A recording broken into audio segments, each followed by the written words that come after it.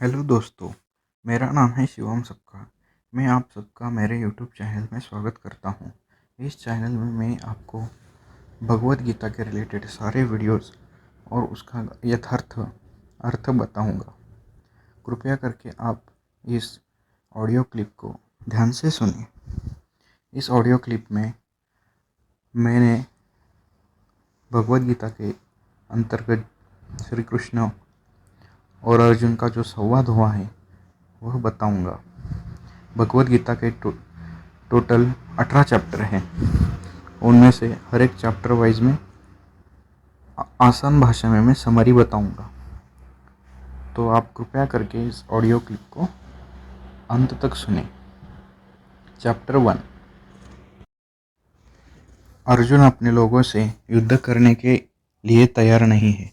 उनको अपने लोगों को मारने की इच्छा नहीं होती। उन्हें अपने खिलाफ अपने सगे रिश्तेदार, दोस्त तथा गुरु लगते हैं। इसलिए अर्जुन ऐसा मानता है कि मेरे जीत में भी मैं ही हार है और इन सब अपनों लोगों को मारकर मुझे पाप लगेगा। श्री कृष्ण एक अच्छा श्रोता बनकर अर्जुन की पूरी बात सुनते हैं और उन्हें बताते हैं। आगे भगवद गीता का चैप्टर 2 है। जो कृष्ण और अर्जुन में हुआ संवाद है, यही भगवद गीता है। चैप्टर 2। कृष्ण अर्जुन को कहते हैं कि अर्जुन, अपने कायरता वाले विचारों को निकाल फेंको, तुम स्ट्रांग बनो।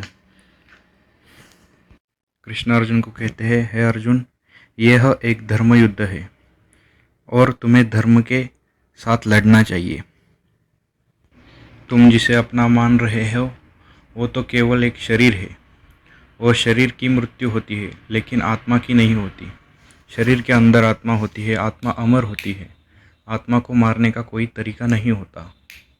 जिस तरह इंसान एक कपड़े बदल कर दूसरे कपड़े पहनता है, वैसे ही आत्मा एक शरीर बदल कर दूसरा शरीर धारण कर लेती है। इसलिए तुम मार रहे हो, अपने लोगों को मार रहे हो। वो तुम्हारे जन्म के पहले भी थे और बाद में होगे। तुम इस जन्म के पहले भी हो और बाद में भी हो। इसलिए तुम इन लोगों को मारने का शौक मत करो। यह एक धर्म युद्ध है, तुम्हें धर्म के साथ लड़ना चाहिए और कायरता वाले विचारों को बाहर फेंकना चाहिए।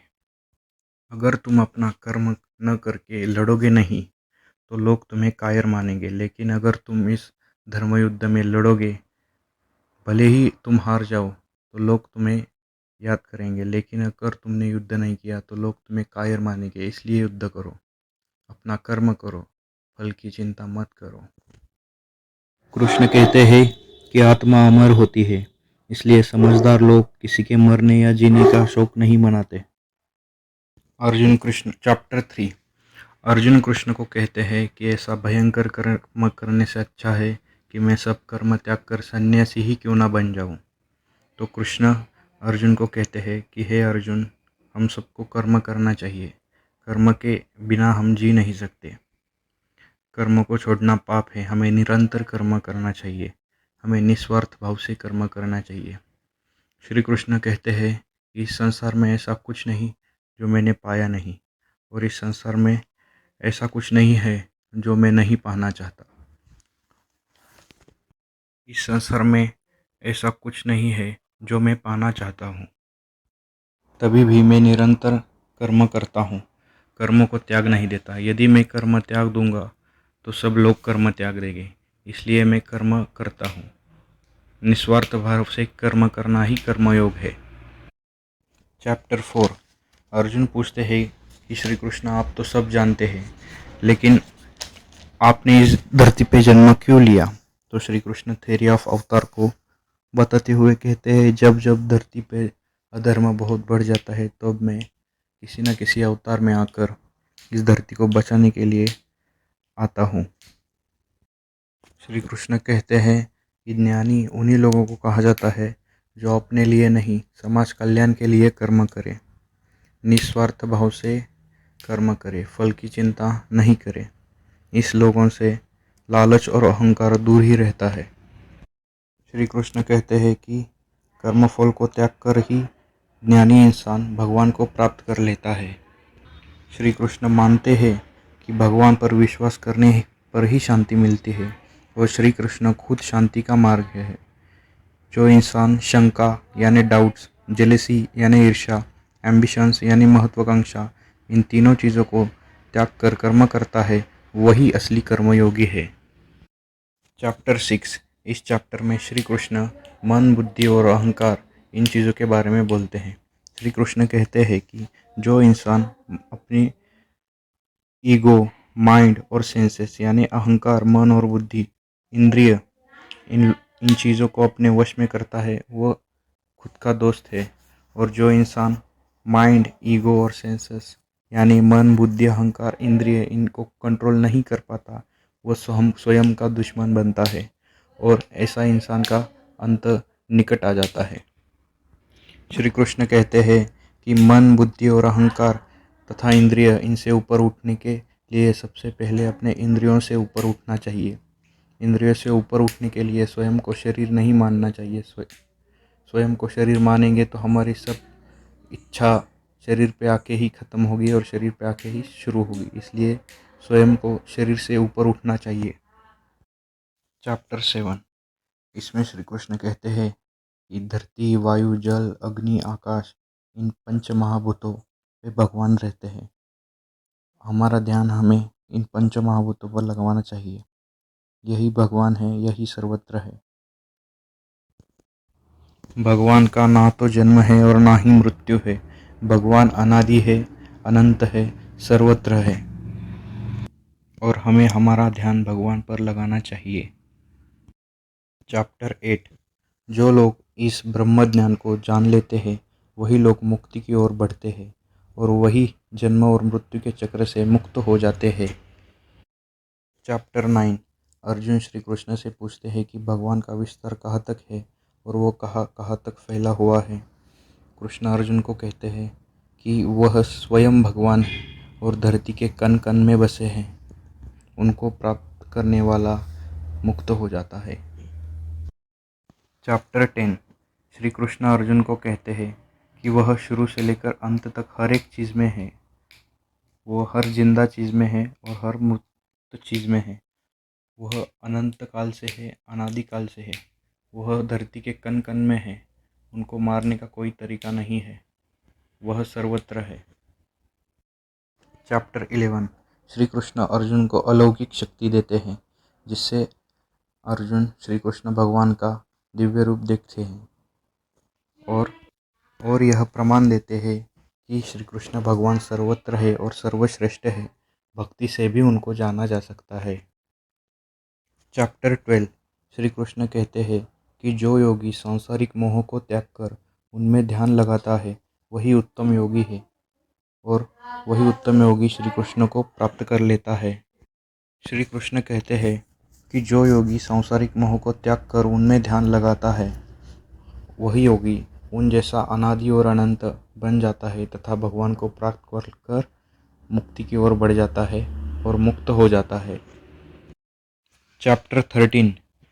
श्री कृष्ण कहते हैं कि हमारा शरीर 5 धातु से बना है और हमारी 5 धातु से बने शरीर को शक्ति देती है आत्मा और आत्मा को शक्ति देती है भगवान। भगवान को देख पाना आसान नहीं है, लेकिन असली में भगवान सर्वत्र है और सर्वत्र है और अनादि है। जिस तरह समुंदर की लहर खुद को सिर्फ एक लहर मानकर, छोटा मानकर दुखी होती रहती है, वैसे ही हर इंसान खुद को शरीर मानकर दुखी होता रहता है। असली में सब सर्वत्र भगवान है, सब शरीर में भगवान है। समुंदर की लहर खुद को लहर मानती है, लेकिन वो असली में पानी है और पानी पूरे समंदर में होता है। इसी तरह भगवान हर इंसान में है और हर इंसान भगवान है, लेकिन वह स्वयं को शरीर मानकर दुखी होता रहता है और भटकता रहता है। चैप्टर 14। इस चैप्टर में श्री कृष्ण भगवान अर्जुन को पाप पुण्य का कंसेप्ट बताते हुए कहते हैं कि कोई भी काम हम नहीं करते, कुदरत हमसे सब काम करवाती है, लेकिन वो काम करना का डिसीजन हमारे ऊपर होता है। कुदरत ने हमें सोचने समझने की शक्ति दी है और जो हम डिसीजन लेते हैं वही डिसीजन हमारे पाप और पुण्य का कारण बनता है। चैप्टर 16 श्री कृष्ण अर्जुन को बताते हैं कि समझदार इंसान अपना ध्यान सांसारिक चीज़ों से हटाकर केवल परमात्मा के ऊपर लगाता है और अपनी ज़िंदगी जीता है। यही ज़िंदगी जीने का सबसे अच्छा तरीका है। चैप्टर 16 श्री कृष्ण अर्जुन को बताते हैं कि दुनिया में दो तरह के लोग होते हैं, अच्छा काम करने वाले और बुरा काम करने वाले। ज़्यादातर लोगों में अच्छी और बुरी दोनों आदतें होती हैं। ज़रूरत है तो बुरी आदतों को छोड़कर अच्छी आदतें लगाने की। चैप्टर 17 श्री कृष्ण खाने के बारे में बताते हैं। 3 प्रकार का खाना होता है, सात्विक, राजसिक और तामसिक। सात्विक खाना शरीर के लिए, मन के लिए और बुद्धि के लिए अच्छा होता है।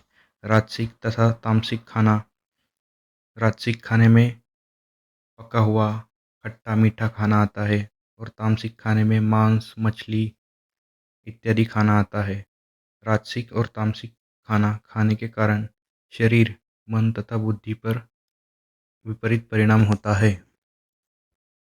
चैप्टर 18 इस चैप्टर में भगवान श्री कृष्ण अर्जुन को कहते हैं कि जो इंसान उनमें ध्यान लगाता है और उनकी भक्ति करता है, वह श्री कृष्ण भगवान को प्राप्त कर लेता है और वह काम, क्रोध, लोभ, मत्सर, द्वेष तथा सुख दुख इन सब चीज़ों से मुक्त होकर शांति की ओर बढ़ जाता है।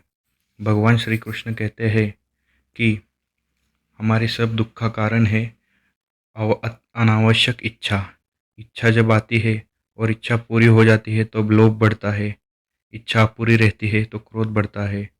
इसलिए हमें आवश्यक इच्छाओं पर ध्यान देना चाहिए, अनावश्यक इच्छाओं को ध्यान नहीं देना चाहिए। श्री कृष्ण कहते हैं कि अर्जुन, तुम्हें धर्मयुद्ध लड़ना आवश्यक है। अब अर्जुन के सब सवाल खत्म हो गए हैं और अर्जुन युद्ध लड़ने के लिए तैयार है। तो दोस्तों, यह था भगवद गीता का सार। मैंने यह सार आसान भाषा में बताने का प्रयास किया है। अगर आपको यह पसंद आया है तो ऐसे ही और ऑडियो क्लिप्स और वीडियो देखने के लिए मेरे चैनल को सब्सक्राइब कीजिएगा। जय श्री कृष्ण।